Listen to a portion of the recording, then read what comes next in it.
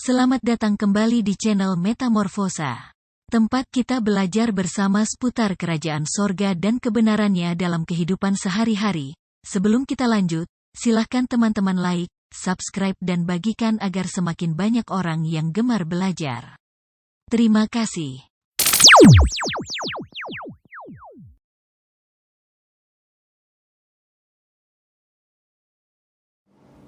Kematian adalah sumber motivasi terdahsyat untuk hidup efektif.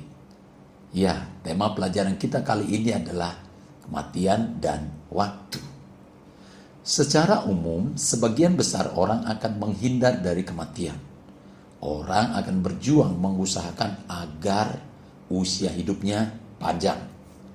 Atau jika seseorang sudah sakit, diusahakan agar entah dengan cara bagaimanapun agar orang itu sembuh dan usianya diperpanjang.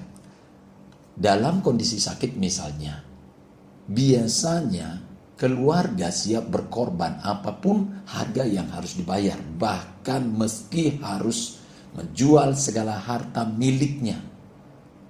Bahkan kalau semua sudah habis, rela untuk berhutang sampai jatuh miskin. Nah, namun untuk membantu keluarga yang masih hidup tapi berkekurangan, agar anaknya tidak putus sekolah misalnya, biasanya keluarga abai. Nah, ini salah satu keanehan budaya manusia. Meskipun memang tidak semua seperti itu, namun itu fakta. Lalu apakah motivasi untuk memperpanjang usia hidup salah? Isu terpentingnya bukanlah soal apakah salah atau benar.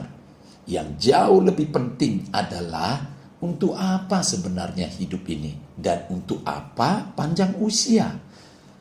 Karena kematian adalah kepastian dan panjang usia adalah murni rahasia Tuhan, maka perkara terpenting yang jauh lebih genting direnungkan, dimengerti, diupayakan dan dihidupi adalah bagaimana menjalani hidup yang efektif dan berdampak bagi kerajaan sorga dan kebenarannya.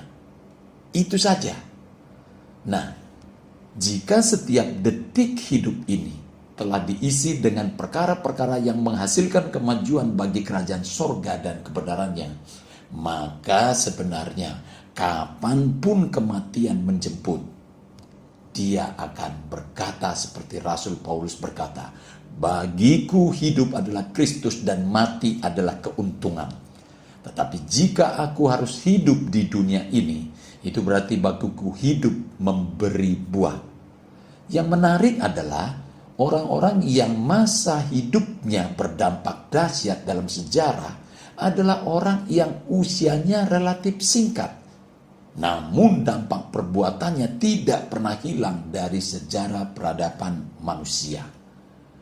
Pengkhotbah pasal 3 ayat 1 berkata, "Untuk segala sesuatu ada masanya, untuk apapun di bawah langit ada waktunya." Lalu disambung dengan, ada waktu untuk lahir, ada waktu untuk meninggal, ada waktu untuk menanam, ada waktu untuk mencabut yang ditanam. Bayangkan. Ada waktu untuk meninggal, artinya pasti saat atau waktu meninggal itu tiba pada setiap orang. Nah, berikut adalah beberapa orang yang meninggal dalam usia yang relatif muda, namun karyanya mengguncang peradaban dunia. 1. Alexander the Great, tahun 356 sampai 323 sebelum Masehi. Beliau adalah seorang jenderal dan raja kerajaan Makedonia yang memimpin ekspansi besar-besaran ke wilayah Asia dan Afrika. Beliau meninggal pada usia 32 tahun. Namun jasa-jasanya dalam menyebarkan budaya dan ilmu pengetahuan Yunani ke seluruh dunia sangat efektif mempengaruhi dunia hingga sekarang ini.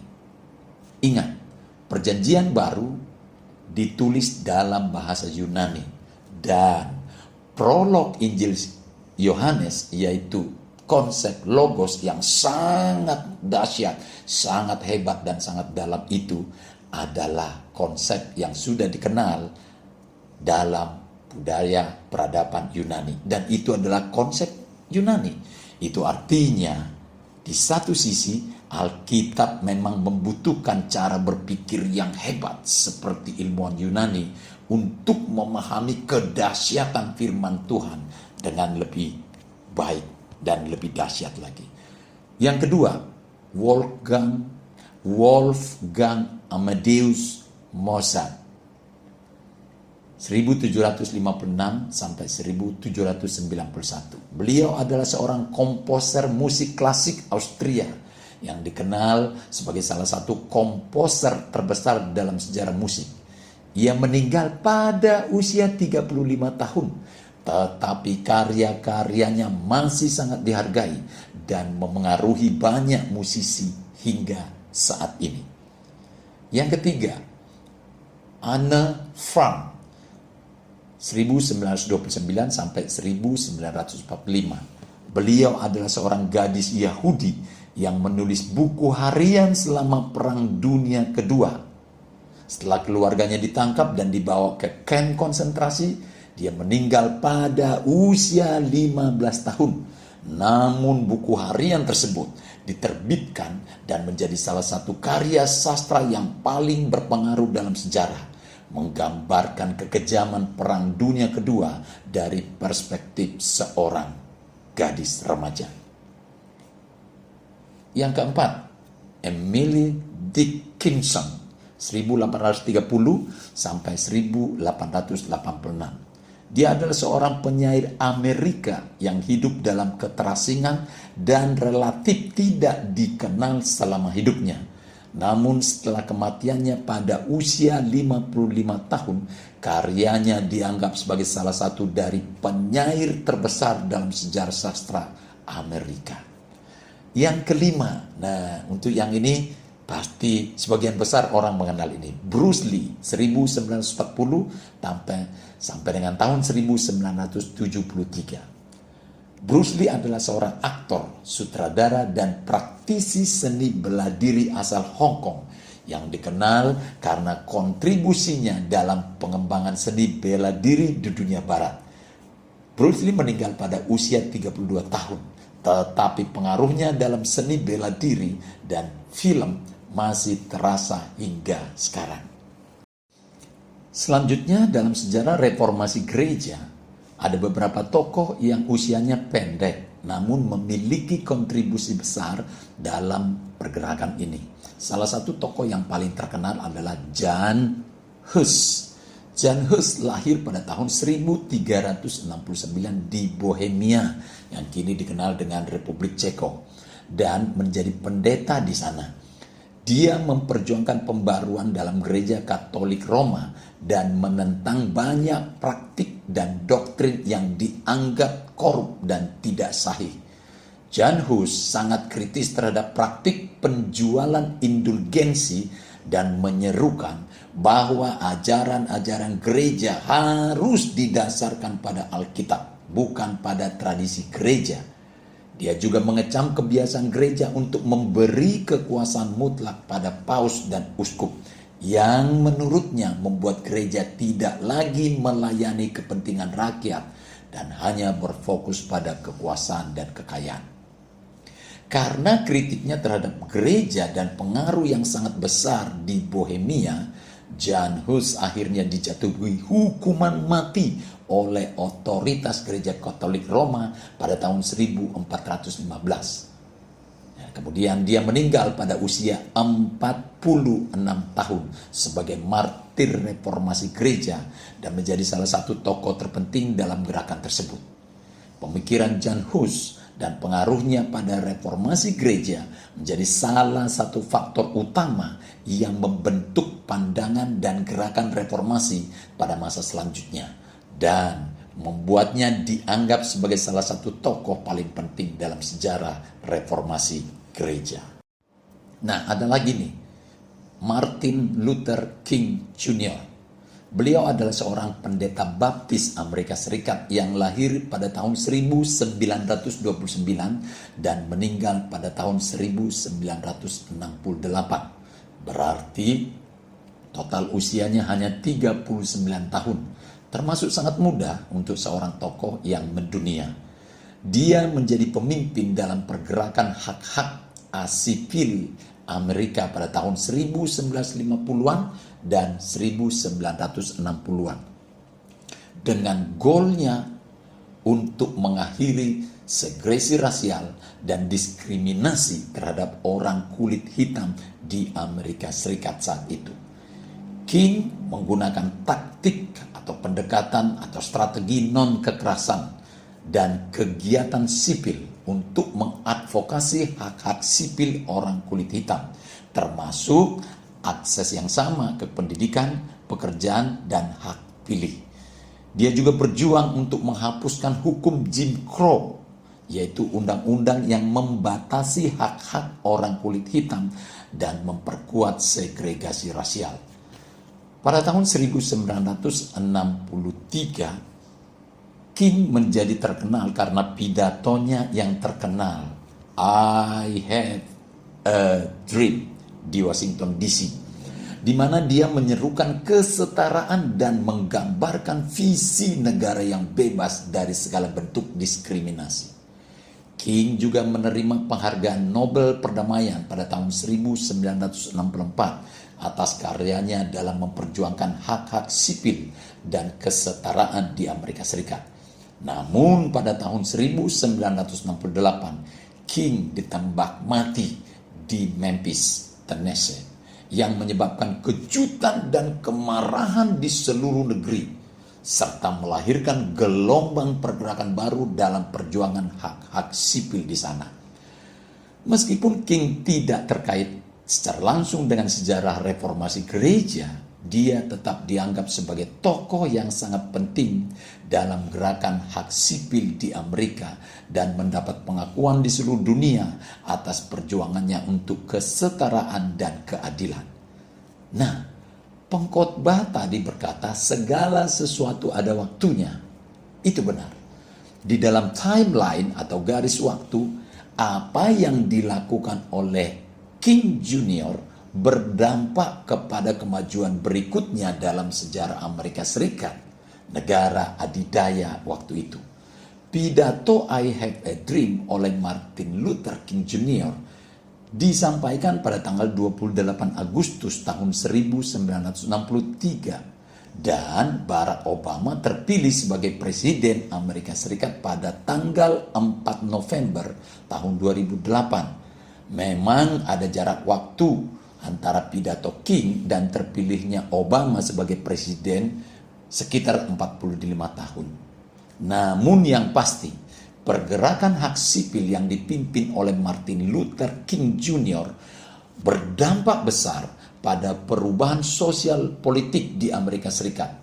Gerakan ini berhasil menghapuskan hukum Jim Crow, memperkuat hak-hak pemilih, dan menghilangkan segregasi rasial yang luas di Amerika Serikat.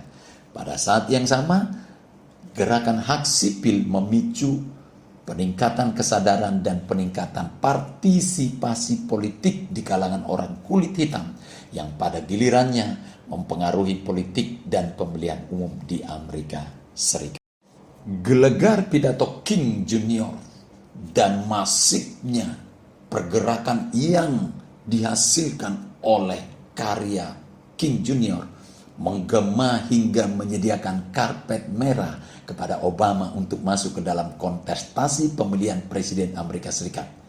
Ketika Barack Obama akhirnya terpilih sebagai Presiden Amerika Serikat pada tahun 2008, banyak orang melihat hal ini sebagai bukti dari dampak positif dari gerakan hak sipil dan perjuangan Martin Luther King Jr.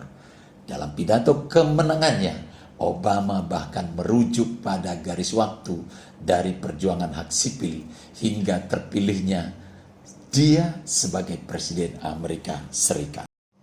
Jadi, kita melihat dengan sangat jelas, segala sesuatu ada masanya. Untuk apapun di kolong langit ada waktunya. Jadi, di dalam garis waktu, ada tugas yang harus dilakukan oleh setiap orang.